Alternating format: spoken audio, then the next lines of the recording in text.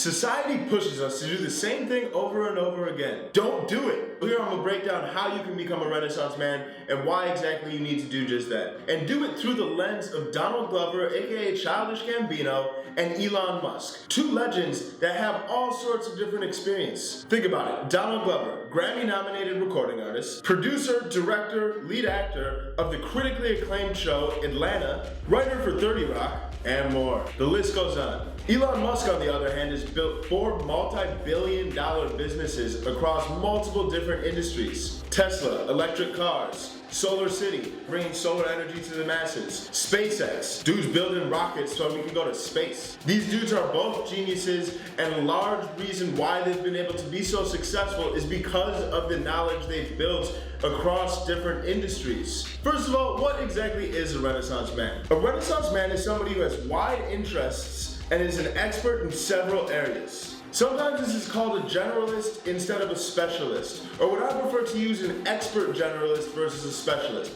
because I do think it's important to not just get surface level knowledge across a bunch of things, but instead to get very good at a couple things. For example, before Donald jumped to music, he got really good at writing and comedy. He started his own really successful YouTube channel, Derek Comedy, then he went to school to study dramatic writing at NYU, then he got picked up to be a writer for the show 30 Rock, then he started to dabble in music. At the time, music was just something that was fun for him, that he enjoyed doing. It wasn't something that he had grand ambitions for. Matter of fact, he actually got his name just for fun by using the Wu-Tang name generator. The ideal of the Renaissance man came about during the Renaissance era, around 1300 to 1600. Not only were they looked up to, but because of the knowledge across multiple domains, they were responsible and a driving force of societal progress. They were able to bring new ideas to the table, and as a result, the Renaissance era was one of the most progressive time periods in history. Think about Leonardo da Vinci. You probably know him because of the Mona Lisa, but he did far more. He also worked as an engineer, coming up with a movable system of barricades to protect Venice. "We must protect this house," said Leonardo. He drew various very accurate maps, came up with many inventions. I'm not saying that you need to become the next Leonardo da Vinci, Donald Glover, or Elon Musk, but I am saying that your success will be far more likely if you get really good at multiple things instead of focusing only at one. Here's why. First of all, the idea that success is a result of becoming an expert in one thing is really just a relic of the Industrial Revolution. When people were working in factories, one person needed to be really good at one task so that way the whole chain and the whole assembly line could be more efficient. It's not the same now. We live in a much more complex world with so many different things going on where opportunity isn't just about fitting into a production line. Therefore, one of the top reasons why it's so valuable to become a Renaissance man is because learning across multiple fields creates an information advantage. Each new field that we learn that is unfamiliar to others in our field allows us to see things in a way that they don't see them. Think about Donald. When he studied dramatic writing at NYU, when he wrote all of his comedy sketches for Derek Comedy, when he was a writer for 30 Rock, he built up this expertise in writing, but then jumped to acting and music.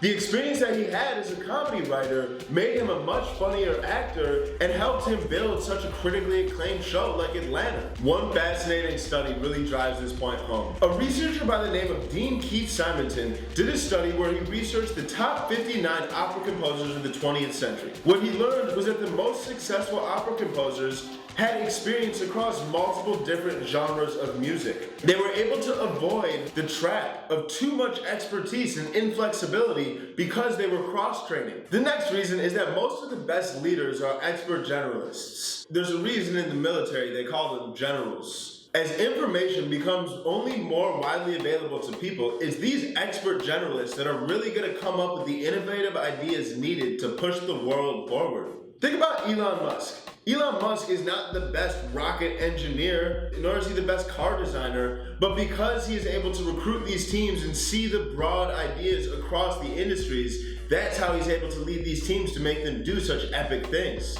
Another reason why being a Renaissance man is so valuable is because the more you learn, the faster you learn. Learning is a muscle. Flex! A study at the University of California suggests that studying performing arts like dancing, acting, singing actually improves one's ability to learn anything else. Also, learning new things prevents you from plateauing, which is one of the biggest risks you run in life. It's Donald Glover's continual drive to learn and try new things that keeps him pushing forward, and as a result keeps pushing forward the mediums that he's working with: music, television. In an interview, Donald Glover said, "I wish I could say that I sit there and plan thoroughly, but I honestly don't." Instead, he points to his perpetual curiosity by saying, I know what this is. Why keep eating it? I don't want to give people the same slow drip of the same thing. That's what people pay for now. Just give me that thing over and over again.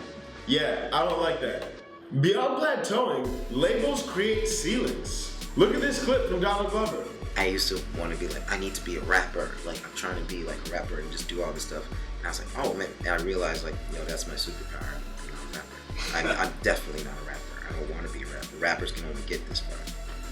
Like, they can only go so far, and I want, like, this is a gift. Like, I get to make this show. Like, it's something that nobody else gets to make it, and make it weird and personal, and something that I think they wouldn't let, probably. They wouldn't let Schoolboy Q do it, even though he's probably got crazy, dope ideas.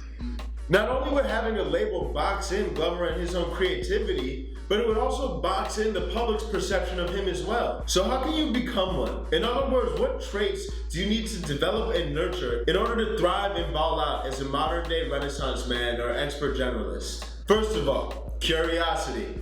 When Donald Glover started rapping, it was just something he did for fun in college. Who knew it would turn out into a crazy epic music career? For you need to realize that there's nothing stopping you from branching out and learning new things. If there's something that interests you or excites you, go after it. Next up, you do need to develop deep expertise across certain things, and you also have to be a risk taker. In an interview, Tina Fey from 30 Rock was talking about Donald Glover. Tina Fey gave Donald his first showbiz job at 30 Rock because she was so impressed with the videos she had seen him do with Derek Comedy. For many, writing for 30 Rock was a dream job, but for Donald, he stayed there 2 years before moving on to his next creative endeavor. In Tina's words, he wanted to pursue performing. Normally, you're in a position of telling people, maybe pursue it on the side.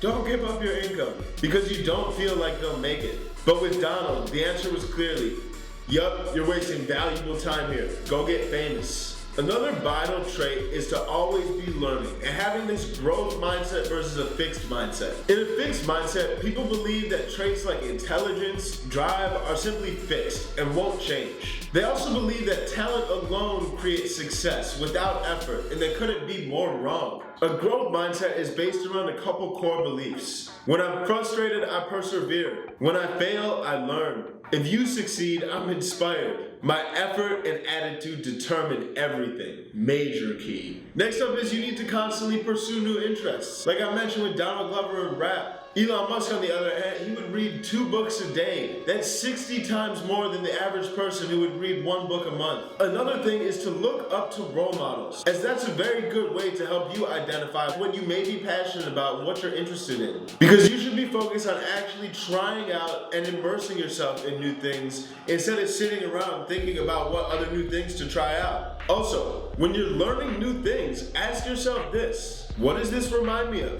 Why does it remind me of it? This is going to help you develop that muscle of making connections across different fields so that you can push forward whatever it is you want to push forward. Lastly, you just need to create. It's one thing to consume all this information, don't get me wrong, read, learn. But if you're not actually creating or producing, then you're not being productive. The true learning comes from applying your learnings into action, into output, into creations. Think about Donald. He's been in creation and output mode for a minute. Derek Comedy videos, writing for 30 Rock, making music, acting. These are all things he's created. These are all things he produced. These are not a result of him sitting and studying how to act, how to write. Pursue a new interest. Create stuff. There's so much information online. There's classes, there's events that you can go to meet and learn from these people. You can offer people free work around a new interesting passion of yours. I don't want you to start picking up 10 different things you're trying to learn, but find out what excites you and double down on that. Once it's no longer exciting, don't hesitate to quickly move on to the next thing. The choice is yours. Do you want to do the same thing over and over again? Or do you want to be responsible for coming up with game-changing ideas that push forward the world around us and help you succeed and thrive doing what you love? Let me know in the comments what interest or new skill you're going to try and develop. And subscribe!